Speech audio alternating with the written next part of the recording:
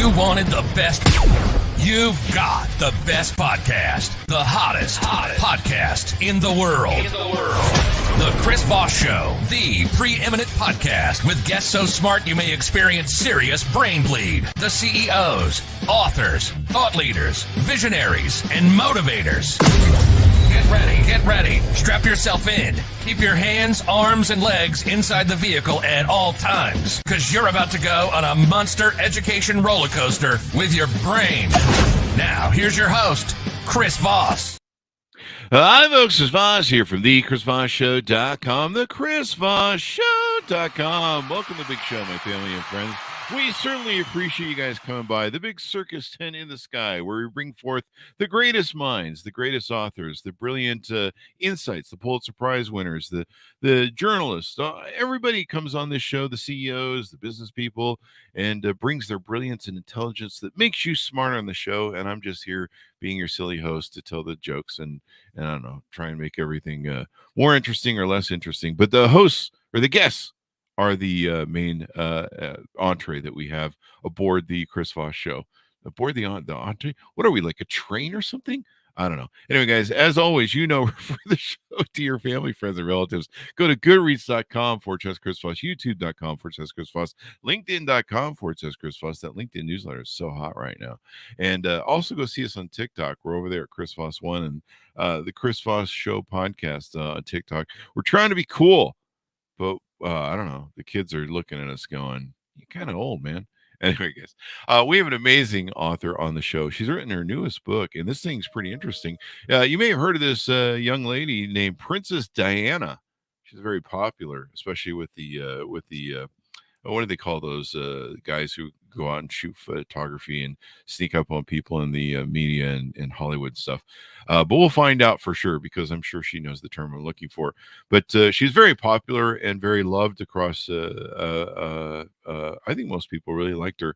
But we have an author, Wendy Holden, a multi-book author, is on the show with us today. Her newest book, The Princess, August 1st, 2023 has just come out, and we're going to be talking to her about her amazing book and insights to it. Welcome to the show, Wendy. How are you?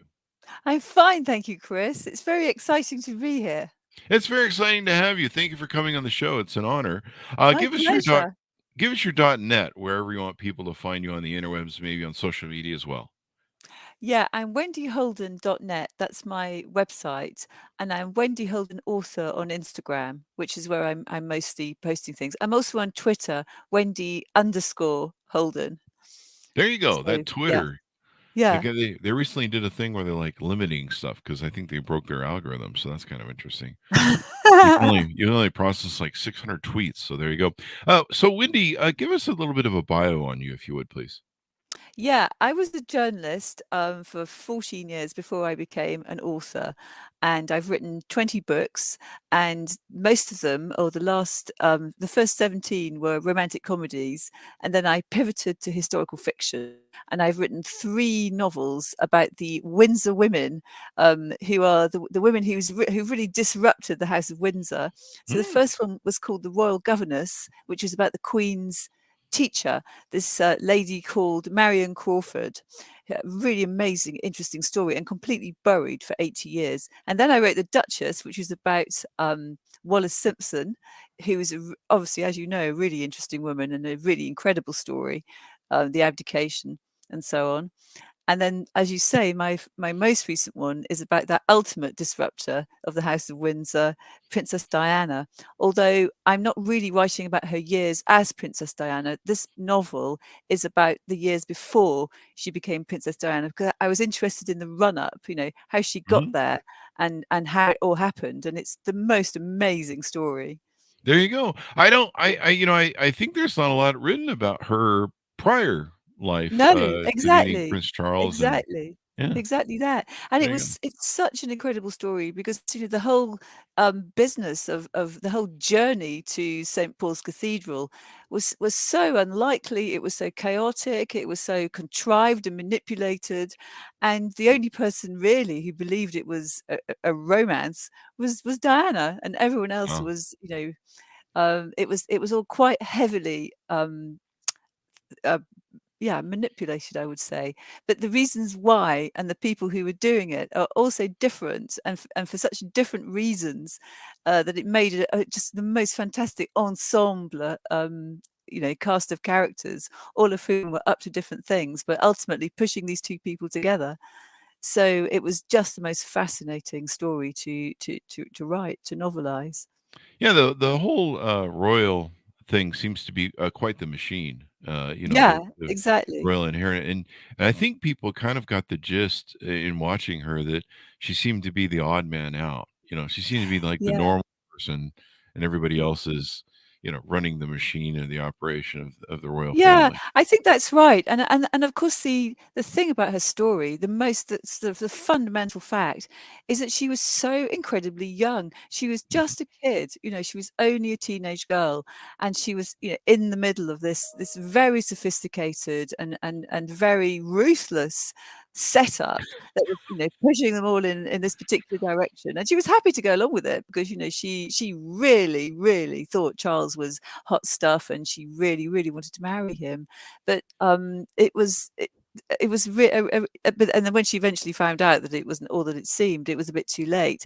But I was fascinated by the contrast of her story, the way that ultimately what we saw on the day of the royal wedding was not just a little bit different from the reality, it was the complete opposite. Because this romantic vision was really not the truth at all. And I was fascinated by that, and the whole run up from when she first met him to when she stepped out of the carriage, just such an incredible sequence of events. And Chris, I didn't just want to write about the sort of sad aspects of it, because obviously, as we know, Yeah. Princess Diana's story was ended in sort of terrible disillusionment and unhappiness. But before all that happened, before she realized what she'd let herself in for, there were moments of real joy and excitement and fun. Mhm. And some of my favorite bits to write, some of my favorite chapters, were when she was living in London with her flatmates, when she was a Sloane Ranger, just having a sort of happy time with, lots of suitable blokes, and making spaghetti bolognese suppers, and going to Benetton and buying brightly coloured jumpers and cycling around and just being very normal in that sort of um, Sloane Ranger kind of way. And she was obviously really happy then. Mhm. They were all sort of, the kitchen was always full of steam from the spaghetti. There was always someone in the bathroom. They were all banging on the door, borrowing each other's clothes, answering the phone. Just three teenage girls and their goldfish, Mhm. living in this flat. So I wanted to have a bit of that. I was interested in that sort of side of it too, and Mhm. how that all came to a sudden end, when she became engaged, and that was when she moved into Buckingham Palace, and that was it really. There you go. So, do you just cover a period of her youth before she gets married? Because you did a historical fiction novel, correct? Yeah, yeah, exactly.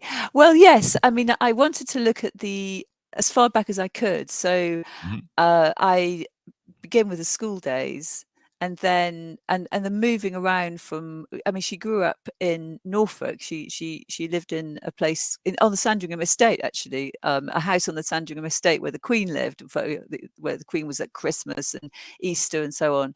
And this is where she first met Charles. She used to be invited to birthday parties for the young princes. And it Mhm. seems that the first time Charles and Diana clapped eyes on each other was when Princess Di, well, obviously Diana Spencer as she was then, was hiding behind a curtain with the 5-year-old Prince Andrew during a game of hide and seek. And Prince Charles came walking into the room in his, he was 18, but wearing a suit and tie, as he obviously was always, being quite sort of buttoned up, and drew aside the curtain and sort of found them. And that was the first time they saw each other. So, Wow. and you can just imagine the sort of giggly little girl or shrieking as the curtain was pulled back, and that was that. I mean, obviously that wasn't love at first sight. That was just the first time they saw each other. But it's quite fun to think that that was the first encounter. And then she met him a few years later when he came to shoot for a shooting weekend at her father's estate when they'd moved to Northamptonshire to the estate there. Mhm. And yeah, so it was just fun to imagine, what those scenes were actually like, because that's what I like. I like to think, what was it like to be there? What did they look like? What did they say? You know, so yeah, lots of that sort of detail. There you go. So why did you decide to make it a historical novel or a historical fiction as opposed to, doing, A you know, biography. yeah, a biography sort of thing? Well, actually, Chris, it's because nobody else has written a novel about Princess Diana, and Mhm. there are loads and loads of biographies, and it was Yeah. just more interesting for me. I mean, I'm a novelist, I'm not a biographer, and I wanted to novelize, fictionalize everything that all the best bits that I'd found in biographies, and just fill them in with my imagination. Because obviously there are lots of things that you won't find in a biography, but it's That's quite true. easy to imagine what it must have been like. So yeah, so that's why I did it. And that's what I did with the other books too. And also, I if you have your own idea about what a character is like and what the real story is, you you can use biographies to frame your theory. I mean, for example, with Princess Diana, one of my main themes in The Princess is that she was completely obsessed with historical fiction. As a child, she read endless Barbara Cartland novels. She just lost herself in them, and I think she was actually escaping into them after her parents' terrible divorce, which is a really unhappy time for the Oh, family, very, wow. very difficult. She was very unhappy about it. It was horrible. Her mother left home. She only saw her every other weekend. They stayed with their Really? father, who was very depressed, and Mhm. so it was a sort of strange life. And she escaped from this into romantic fiction, into sort of paperback romances.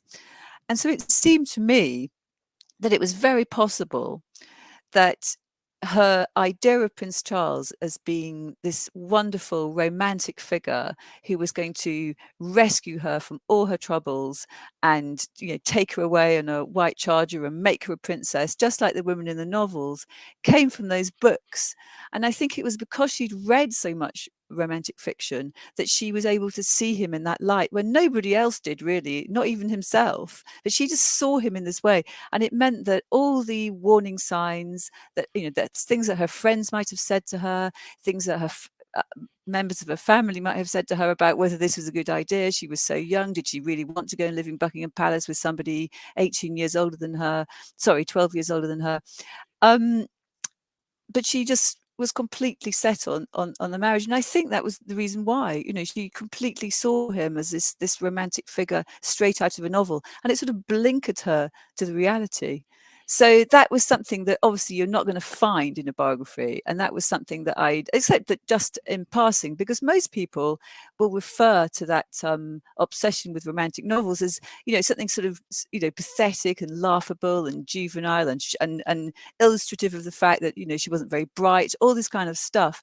But Hmm. to me, that was really fundamental. It was a really important thing about her, because it meant that it sort of explained everything that happened in a way that nothing else could. Because how could she have been so young and have been so willing to marry this much older man who didn't seem to be very interested? But she would have seen it as the course of true love was always difficult. You have to win your man, and there are problems, and so on. So she would have seen it all in that light.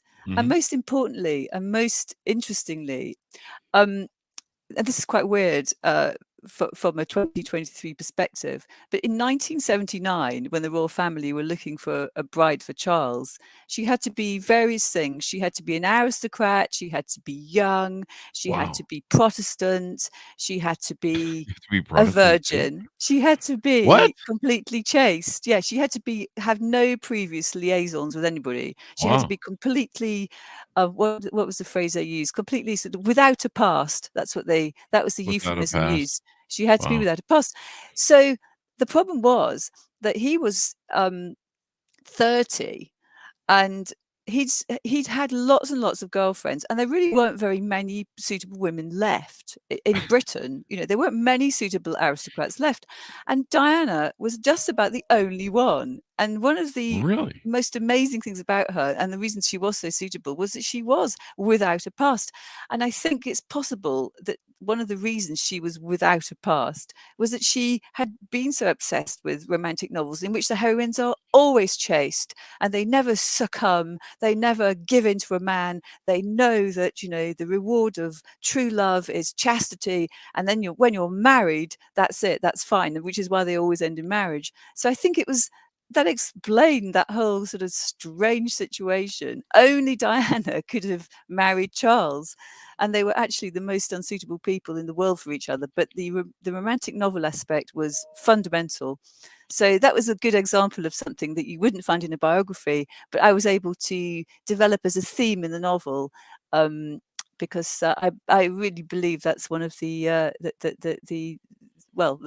most important aspects of a story, which mean that Barbara Cartland's novels and romantic novels, which are absolutely ridiculous and have the most absurd plots and the most crazy sounding characters, aren't just silly books. They've had a real effect on the history of Britain, because they brought about this wedding, which then went on to, you know, have this kind of colossal effect on the nation and by extension on the rest of the world.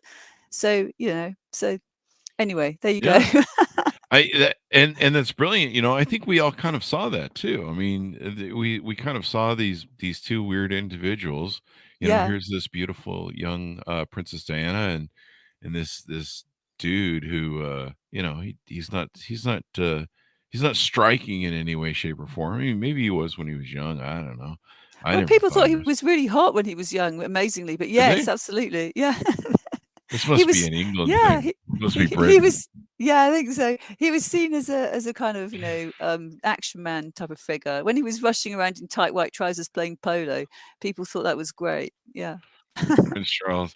He sure isn't aged well. Let's put it that way. But No, he yeah. hasn't really. He hasn't.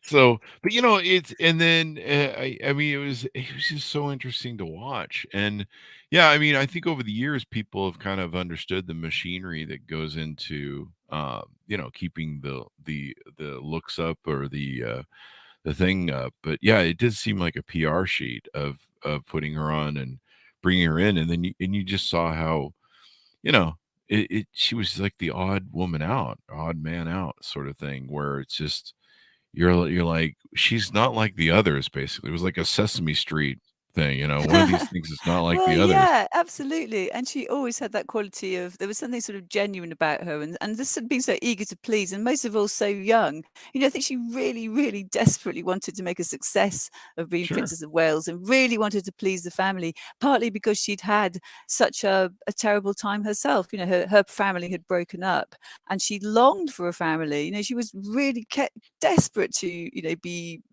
the best possible daughter-in-law, the best possible wife, the best possible sister-in-law to all these people. But of course, the Windsors are a completely dysfunctional family, and even more so than her own.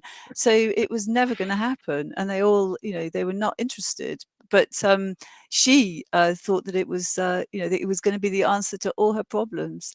But it was actually just the start of that.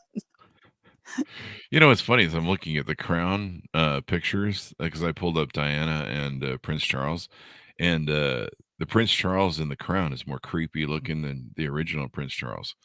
So that's just my opinion. But no, this has been a major thing of intrigue. I think a lot of people love Diana. I think they saw her for just the humanness of her, and like I Yeah. said, you know, her in contrast to the menagerie of this sort of weird family that you're just like you mentioned, they kind of have some issues.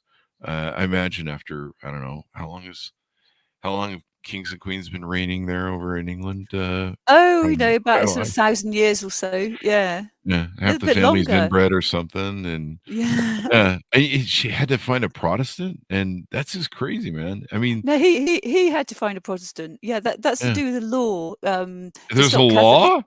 Yeah, there's a law. Do Oh, you the not know Church this, of England Chris? is I What's the don't matter with you? I'm You don't England. know this? We're It's Yankees over here. We there's a reason we left you guys and said, "Yeah, we're I not don't think doing any of most that." people in Britain know this, Chris, to be honest with you. And I don't think that, and I think they care even less about there is a There's a there's an actual law. act of there's an act of parliament, a law, which means that Catholics cannot sit on the throne of England. You have Wow. to, yeah, you have to be Protestant. You have to be Church of England, because then you become the the head of the Church of England. Wow. Yeah, I know it's. I was just rereading The Prince by Machiavelli, and Oh yeah, he yeah, talks about some of these popes running around and yeah, doing yeah. stuff and wars and stuff. So yeah, I imagine there was some sort of, there's some sort of ancient, medieval, whatever. But so do you cover in the book when she marries Prince, or beyond when she marries Prince Charles? Or you just kind of keep that No, to the studio? I don't cover the wedding Mhm. itself, although I'm interested in the whole run up to it, That because might be one of book the two. yeah, yeah, one of the things that that's interesting, and one of the reasons I got interested in the whole story to start with, I was looking at the timeline, and I realised that Diana was and Charles were engaged at the end of February 1981, but they didn't get married until the end of July. And she moved into Buckingham Palace at the end of February after the engagement was announced. So she was there for nearly 5 months.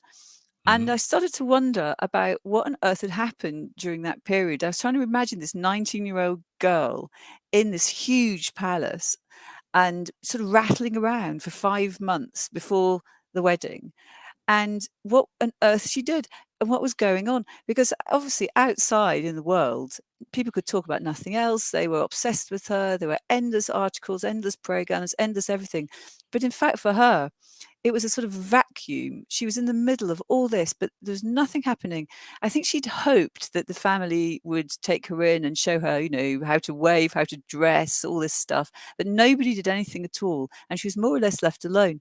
And that was the point at which she started developing her bulimia and so on. And in fact, she was so lonely and it was so sad, and she was so young, that some of the footmen took pity on her and brought her McDonald's from the nearest one at Oh Victoria wow. Station. Yeah, it was really sad. And she'd wander down to the post office room in Buckingham Palace and start opening some of the presents that came in. And she it was just a really sad period. So I sort of worked my way back from there, and I was sort of thinking, so what did she do and what was that like? And then and I sort of back from there, and I was always really interested in that really horrible suit she wore to be engaged in, because she was so young and she wore this truly terrible blue suit, which was really stiff and really old fashioned. And so I wanted to sort of think about, how did that happen? Why did she wear such a bad suit? And so who Yeah. did she go shopping with? What shop was it? And as it happened, she went shopping with her mother, with whom she didn't get on very well. Oh. And they'd gone to one shop and had a row, and they'd ended up walking into Harrods and just pulling it off a rack. And so all these things, were really fun. You won't find those in a biography, but they are part of a novel because they are part of the build-up. And she kept, whenever she went to see her designers, these two young designers that she just sort of picked from a end of year show from St Martin's College. They just really young designers, had never done anything like this before, but she sort of liked them. And every time she went to see them, she got thinner and thinner and thinner, and they were pulling the dress in because Wow. she was losing so much weight. But also, they would tell her all these mad things that were happening to them. That the press were trying to find out what color the dress was, and Mhm. what kind of material it was from, and made from. And so they were they were called the Emmanuels, the designers, and so they were sort of doing decoy things, like putting sort of decoy bits of silk into the bins, so the press would think it was, I don't know, purple or whatever, just that everyone was having to behave in such a strange way because there was so much interest in it, covering all their windows with curtains all the time because there were people taking pictures and trying to smuggle things in to find out what the dress was like. So she had, on the one hand, she was getting thin and all by herself in the palace, and she'd go to her designer and find that mayhem was going on outside their shop. So such a strange time, and she was so young to have to deal with it, and no one had to deal with this before. At that sort of, I mean, obviously if you were one of the Beatles you would have had to deal with it, but Yeah. she was a young girl who hadn't really expected anything like that. Plus, you got So people writing ugly things about you. It's one thing, when a woman, is developing and growing up, and Yeah. she's thinking about her self-image and her body Yeah. and everything else. You have the whole world, and they're writing Sure. ugly and probably nasty articles about Diana wore this Yeah. today, and Yeah. There was and that you're like too. you're Yeah. like, what the hell, man?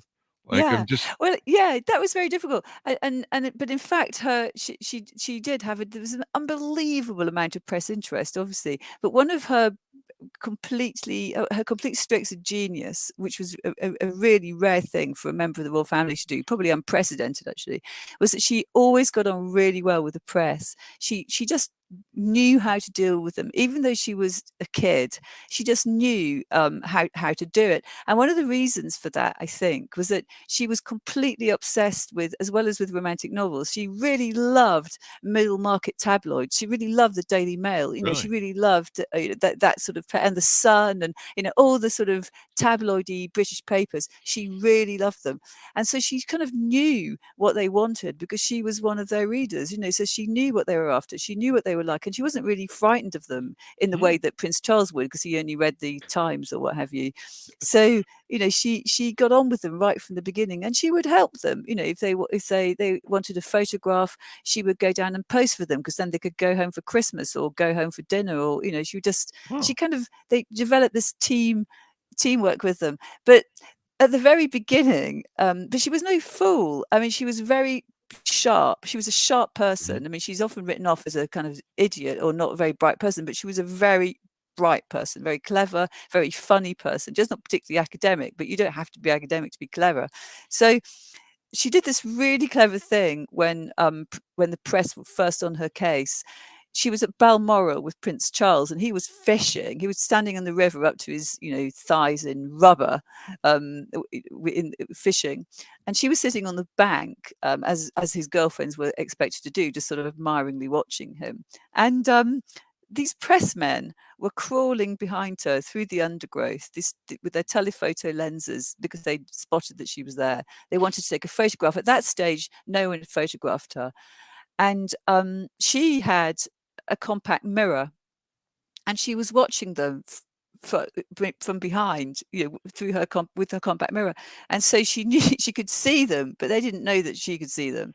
And at the moment they were just about to get a picture of her, she got up and she ran into the woods, and all they got was a photo of her backside, and that was it. So, but so there was a kind of mutual respect. They didn't use her; they had to realize that she was onto them. She knew what they wanted, and obviously later on that all changed. But at the very beginning, it was a team effort, and to an extent, the press was so in love with Diana. They thought she was so great that I think they actually forced the wedding. There were lots of other people who wanted the wedding to happen. The Queen Mother wanted Charles to marry her. There were various courtiers and palace servants who wanted it to happen too. But the press really wanted this wedding to happen because they loved Diana. She was total sales gold with newspapers. So, they really did everything they could to get this marriage off the ground. And of course, they succeeded. There you go, and, tons of palace intrigue, Yeah, and yeah, absolutely. she really seemed to master the press, especially in her later years, Totally.